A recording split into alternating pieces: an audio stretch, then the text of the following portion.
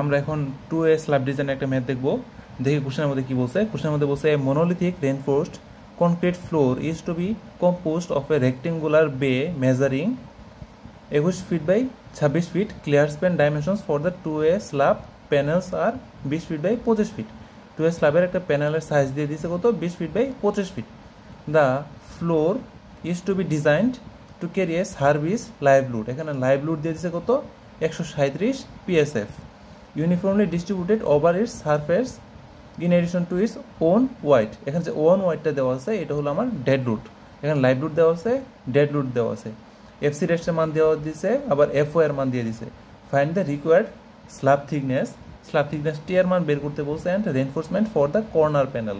আমার কর্নার প্যানেলের জন্য আমার যে রেনফোর্সমেন্টের ডিটেলস আছে ওইটা বের করতে বলছে। কর্নার প্যানেল মানে কি, কর্নার প্যানেলটা যদি আমি তোমাকে একটু বুঝাই তাহলে ব্যাপারটা দেখো কীভাবে হইতে পারে।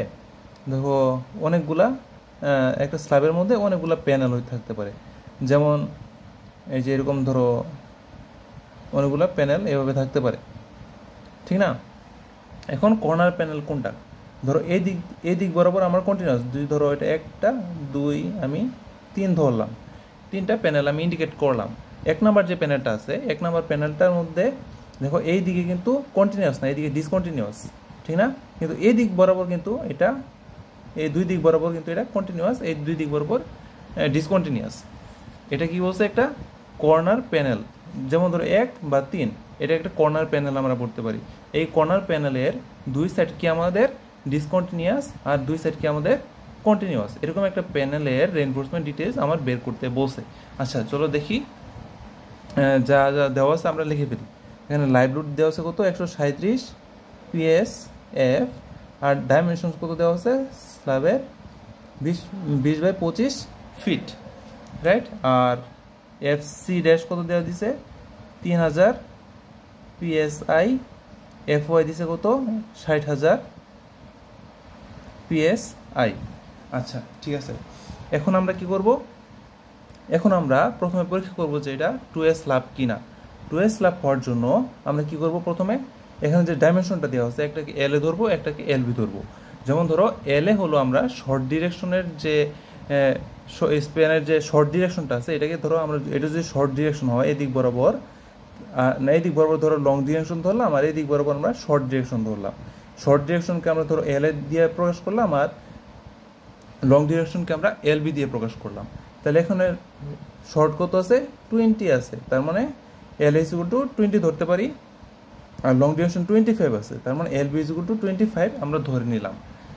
এখন আমাদের পরীক্ষা করতে হবে যে এটা 2A স্ল্যাব কিনা। এর জন্য প্রথমে কি করতে হবে, LB বাই LA লিখলাম, কত হয় এখানে 25 বাই 20। 25 বাই 20 যদি আমরা করি তাহলে কত হয়, 25 বাই 20, 1.25। এটা কি আমার 2 থেকে কম, যদি এই রেশিওটা 2 থেকে কম হয় তার মানে সেটা আমার কি 2A স্ল্যাব, সেটা হলো 2A স্ল্যাব। যদি 2 থেকে এটা বড় হয়ে যায় তাহলে এটা 1A স্ল্যাব হয়ে যাবে। প্রথমে এই টেস্টটা করে আমরা শিওর হলাম যে এটা 2A একটা স্ল্যাব।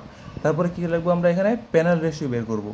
প্যানেল রেশিও যদি বের করি, প্যানেল রেশিওকে M দিয়ে প্রকাশ করা হয়, এটার উল্টাটা ঠিক, LA বাই LB। LA কত, 20 বাই 25, 20 বাই 25 কত হয়, 0.8। আমরা প্যানেল রেশিও বের করে ফেলছি। এখন আমার কি কোশ্চেনের মধ্যে বলছে, স্ল্যাব থিকনেস বের করতে। স্ল্যাব থিকনেস, স্ল্যাব থিকনেসকে টি দিয়ে প্রকাশ করা হয়। এটা বের করার ফর্মুলা হলো পেরিমিটার। আমার যে স্ল্যাবের পেরিমিটার আছে এটাকে 180 দিয়ে ভাগ করলে হয়ে যাবে। এবং পেরিমিটার কত আমরা কি জানি, এটা তো আয়তাকার, 2 × দৈর্ঘ্য যোগ প্রস্থ, 20 + 25 বাই 180। এখন কি আমাদের এখানে রুটগুলো কিন্তু PSF এ দেওয়া আছে, রাইট, আর এটা কি ফিটে দেওয়া আছে। আমরা কি করব, 12 দিয়ে গুণ করে এই ফিটটাকে আমরা ইঞ্চিতে নিয়ে নেব। এই জন্য কী করবো, এখানে এটা 12 দিয়ে গুণ করব। 12 দিয়ে যদি আমরা গুণ করি তাহলে আমার কত আসে দেখো, এই মানটা আসে আমার 6 ইঞ্চি। তার মানে কোশ্চেনের মধ্যে প্রথম যে কোশ্চেনটা বলছিল স্ল্যাব থিকনেস কত, সেটা আমরা এখান থেকে বের করে ফেলছি। এখন আমরা কী করবো, লুডগুলো দেখবো। এখানে আমার কী আছে, লাইভ লুড আমার দিয়ে দিছে 137 PSF। এখন ডেড লুডটা আমার বের করতে হবে। ডেড লুডটা কি, ডেড লুডটা হলো এই 6 ইঞ্চি যে স্ল্যাব থিকনেস আছে পুরো ছাদের মধ্যে এই 6 ইঞ্চি স্ল্যাব থিকনেসের যে ওয়াইডটা আছে সেটা আমার এখানে ডেড লোড। আচ্ছা তাহলে ডেড লোডটা দেখি, ডেড লোড ইকুয়াল কী হবে 6 আমার কিসে আছে, আমার ইঞ্চিতে আছে, রাইট। আমার এখানে কি পিএসএফে দেওয়া, পাউন্ড পার ফিটে দেওয়া, square feet, pound per square ফিটে দেওয়া আছে। তার মানে এটা কি আমার ইঞ্চি থেকে আবার 12 দিয়ে ভাগ যদি করি তাহলে ফিটে চলে যায়, গুণ কনক্রিটের ইউনিট ওয়েট কত 150, তার মানে 6 × 150/12 বের হয় কত 75 PSF। এখন আমরা ডেড লোড লাইভ লোড আমরা জেনে গেছি, এখন কী করতে হবে, একটা ফ্যাক্টর অফ সেফটি দিয়ে গুণ করতে হবে এটাকে। তার মানে লাইভ লোডকে আমরা কত দিয়ে গুণ করি 1.7 into dead live load, live load কত 137 প্লাস 1.4 ইন্টু কত ডেড লোড, ডেড লোড কত 75, গুণ করলে কত হয় 338 PSF। তার মানে টোটাল যে আমার লোড আছে এটাকে ডব্লিউ দিয়ে প্রকাশ করা হয়, টোটাল যে লোড আছে আমরা সেটা এখান থেকে পেয়েছি, টোটাল ফ্যাক্টর লোড। আচ্ছা ফাইন, এখন আমরা এই সবগুলো ক্যালকুলেট করে ফেলছি, এখন আমরা কী করবো মোমেন্ট ক্যালকুলেট করব, মোমেন্ট ক্যালকুলেশন। যদি আমরা মোমেন্ট ক্যালকুলেশন করতে চাই তাহলে আমাদের তিনটা জিনিস আসতে পারে এই জায়গার মধ্যে, যেহেতু আমার কি এই জায়গার মধ্যে দুইটা সাইড আমার ডিসকন্টিনিউয়াস আছে, এখানে একটা ডিসকন্টিনিউয়াস বের করতে হবে আমার, মাঝখানের যে আছে এগুলো কি আমার মিড স্প্যান, আর এদিক বরাবর যেগুলো আছে এইগুলো আমার কি কন্টিনিউয়াস। তার মানে টোটাল আমার 3 টাইপের বার আমার এখান থেকে বের করতে হবে, ডিসকন্টিনিউয়াস, ভিতরের জন্য মিড স্প্যান, আর এই দিকের জন্য আমার কি কন্টিনিউয়াস। এই 3 টাইপের বার বের করার জন্য আমার কি করতে হবে, স্টিলের ক্যালকুলেশনের জন্য আমার 3 টাইপের মুভমেন্ট বের করতে হবে। তাহলে চলো প্রথমে কি করি আমরা কন্টিনিউয়াস বের করি, কন্টিনিউয়াস এজ, কন্টিনিউয়াস এজের মধ্যে সবসময় কি করবে নেগেটিভ মুভমেন্ট পাওয়া যাবে, সবসময় নেগেটিভ মুভমেন্ট আমার এখান থেকে পাওয়া যাবে কন্টিনিউয়াস এজের জন্য। চলো বের করি, আমি প্রথমে কি করব শর্ট ডিরেকশনের জন্য বের করব, এই দিক বরাবর আমি বের করব মুভমেন্টটা, এম এ নেগেটিভ, এটার একটা ফর্মুলা আছে, ফর্মুলাটা কি CA WL স্কোয়ার। এখানে সি এর মানটা সাধারণত পরীক্ষার মধ্যে দেওয়া থাকে, যদি না দেওয়া থাকে তোমরা একটু মুখস্থ করে নিতে পারো, যেমন 0.071, এই ক্ষেত্রে সি এর মান হলো এটা, গুণ ডব্লিউ কত বের করছি আমরা এখানে 338 ইন্টু এল স্কোয়ার, এল কত ধরছিলাম আমি, এল এর মান ধরছিলাম 20, যদি তুমি এখানে গুণ করো তাহলে এখানে কত আসবে তোমার 99.2, এটাকে পাউন্ড পার ফিট, এটা হচ্ছে এলবি, এটাকে এলবি বলা হয় আর এটাকে আমার ফিট বলা হয়। এখানে এলবি ফিটকে সরাসরি তোমরা এভাবে লিখতে পারো, এভাবে লিখতে পারো। তারপরে কি আমার যেহেতু আমি সব ইঞ্চিতে নিতেছি, একে যদি তুমি 12 দিয়ে গুণ করে দাও তাহলে কত পাওয়া যাবে 190, এটা পেয়ে যাবে। এখানে প্রথমে একটা ফিটে পাবা, তারপরে এটাকে 12 দিয়ে গুণ করে ইঞ্চিতে নিয়ে নিবা। যেহেতু আমি শর্ট ডিরেকশনে বের করে ফেলছি, এখন আমার লং ডিরেকশন কী করতে হবে, বের করতে হবে। লং ডিরেকশনের ক্ষেত্রে কি সেম ফর্মুলা, এখানে সি এর জায়গার মধ্যে সিবি হবে নেগেটিভ WLB স্কোয়ার। তার মানে আবার আগের মতোই এই কোএফিসিয়েন্টটা এখানে এটা ছিল, এখন কোএফিসিয়েন্ট কত হবে 0.029 হবে। এখানে সিবির যে মানটা আছে 0.029 ইন্টু 338 ইন্টু এলবির মান কত ধরছিলাম আমরা 25 ধরছিলাম। যদি এখানে আমরা গুণ করি তাহলে বের হবে কত 6126.25 এলবি ফিট। এটাকে কি করবো আবার 12 দিয়ে গুণ করবো, যদি এটাকে আবার 12 দিয়ে গুণ করি আমরা তাহলে আসবে এটা। তাহলে আমরা কি কন্টিনিউয়াস এজের জন্য শর্ট ডিরেকশনের মোমেন্ট কত এটা বের করে ফেলছি, লং ডিরেকশনের মোমেন্ট কত এটা আমরা কি করছি বের করে ফেলছি। শুধু আমরা কি এখানে কোএফিসিয়েন্ট দুটা মুখস্থ করলাম, এটা সাধারণত এক্সামেই দেওয়া থাকে, যদি না দেওয়া থাকে এটা ইউজ করতে পারো আর কি। এখন আমরা কি করবো মিড স্প্যানের জন্য ক্যালকুলেশন করব। মিড স্প্যানের ক্ষেত্রে যদি আমি ক্যালকুলেশন করি, মিড স্প্যানের জন্য আমরা কি সবসময় পজিটিভ মোমেন্ট পাবো, মিড স্প্যানের জন্য আমরা পজিটিভ মোমেন্ট পাবো। মিড স্প্যানের ক্ষেত্রে আমরা একটু ডিটেল ক্যালকুলেশন করতে হবে, লাইভ লোডের জন্য আলাদা ক্যালকুলেশন, ডেড লোডের জন্য আমাদের আলাদা ক্যালকুলেশন করতে হবে। দেখো সব কিছু আগের মতোই এম এ, যেহেতু আমি কি বলছিলাম পজিটিভ মোমেন্ট পাওয়া যাবে মিড স্প্যানের ক্ষেত্রে সবসময়।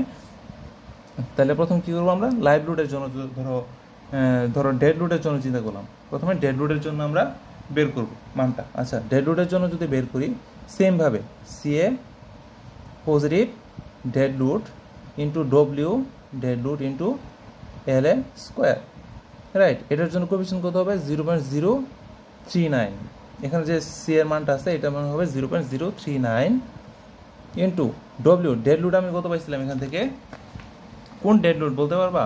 এই ডেড লোড কিন্তু এই ডেড লোড না, 75 ডেড লোড না, এর সাথে ফ্যাক্টর গুণ করে যত হয়েছে, যেমন 1.4 ইন্টু 75 মানে 105, মানে ফ্যাক্টর যে ডেড লোড আছে 105, এই 105টা আমরা কী করবো, এখানে যে এই ডেড লোডটা যে আছে এইটার জায়গায় আমি এখানে বসাই দেবো 105 ইন্টু এল স্কোয়ার, এল স্কোয়ার কত 20 স্কোয়ার। যদি আমি বসাই তাহলে যদি ফিটে রাখি 1638 এলবি ফিট পাউন্ড ফিট, আর এটা যদি 12 দিয়ে গুণ করে দিই তার মানে কত হচ্ছে 1956, এটা চলে আসে। এখন কি আমি ডেড লোডের জন্য ক্যালকুলেশন করলাম, এখন কী করবো, লাইভ লোডের জন্য ক্যালকুলেশন করব। লাইভ লোডের জন্য যদি ক্যালকুলেশন করি সেমভাবে সিএ পজিটিভ, এখন ডেড লোডের জায়গার মধ্যে কী লিখবো, লাইভ লোড লিখবো, W live load into L A square, right. এখন এটার জন্য কোফিশিয়েন্ট কত হবে, এটার জন্য কোফিশিয়েন্ট হবে 0.048 ইন্টু, এখন লাইভ লোড আমার কত ছিল, লাইভ লোড অবশ্যই আমার কী হবে, ফ্যাক্টরড হবে, মানে এই 82 এর যে মানটা আছে 1.7 ইন্টু 137 গুণ করলে কত হয় 232.9, এটাকে 233 ধরা যায়, তার মানে এটাকে যদি 233 ধরি আমরা, তার মানে 233 ইন্টু এলবির মান কত ধরেছিলাম আমরা 25, তার মানে 4473.6 ফিট। এক্ষেত্রে যদি আমি 12 দিয়ে গুণ করি তাহলে পাওয়া যাবে কত 53683.2, এটা পাওয়া যায়। এখন কি করব, এই যে এই মানটা আর এই মানটা আমরা যোগ করব, যেহেতু একই এম এর শর্ট ডিরেকশনের ক্ষেত্রে দুইটা মুভমেন্ট আছে, এই দুইটা মুভমেন্ট কী করবো, ডেড লোড আর লাইভ লোডের ক্ষেত্রে দুইটা আমরা একসাথে যদি সাম করি তার মানে টোটাল কত আসতেছে,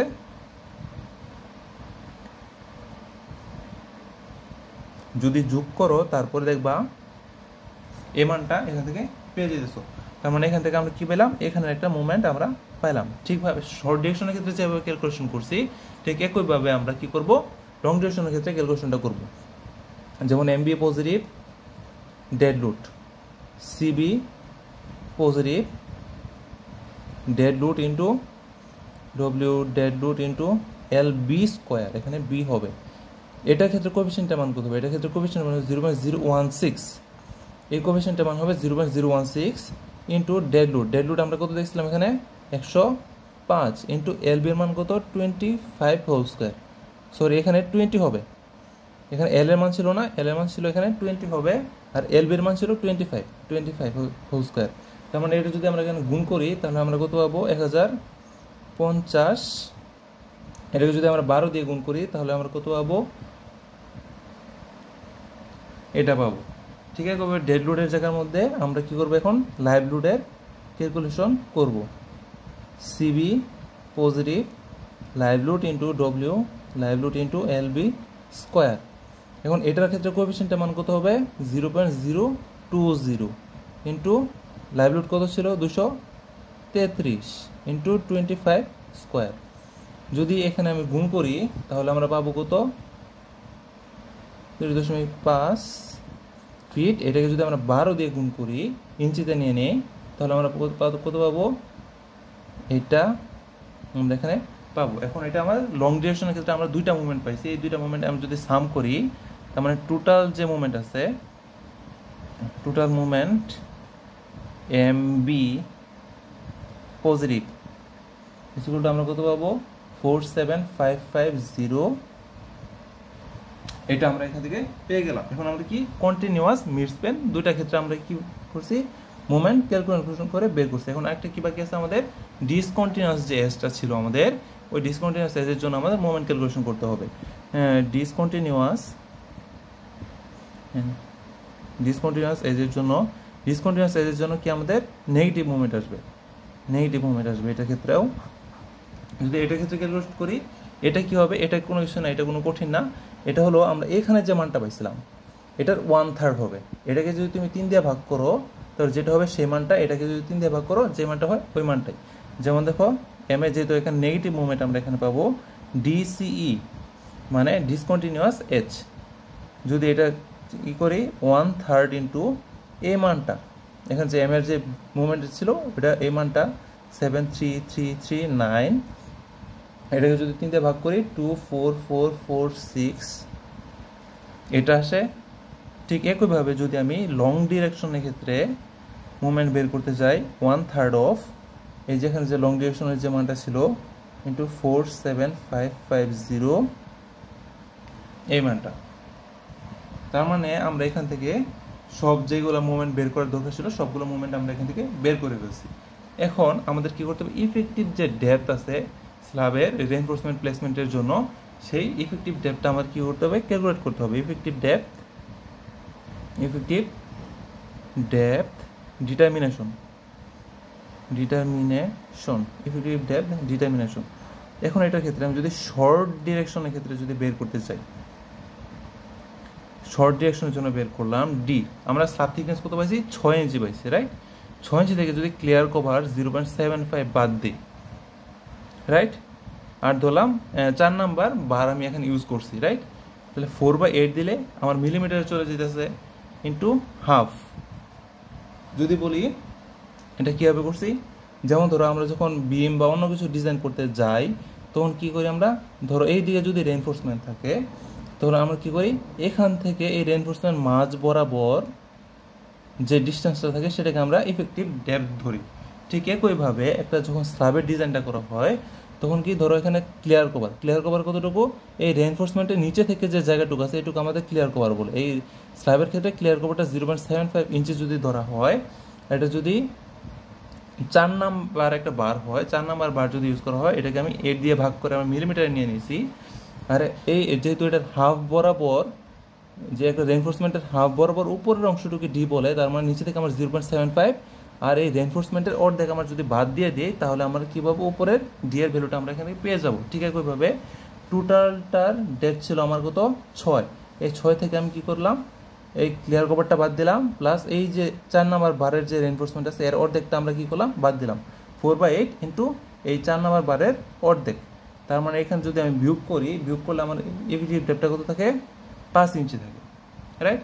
এখন আমি কি করব, লং ডিরেকশনের ক্ষেত্রে বের করব।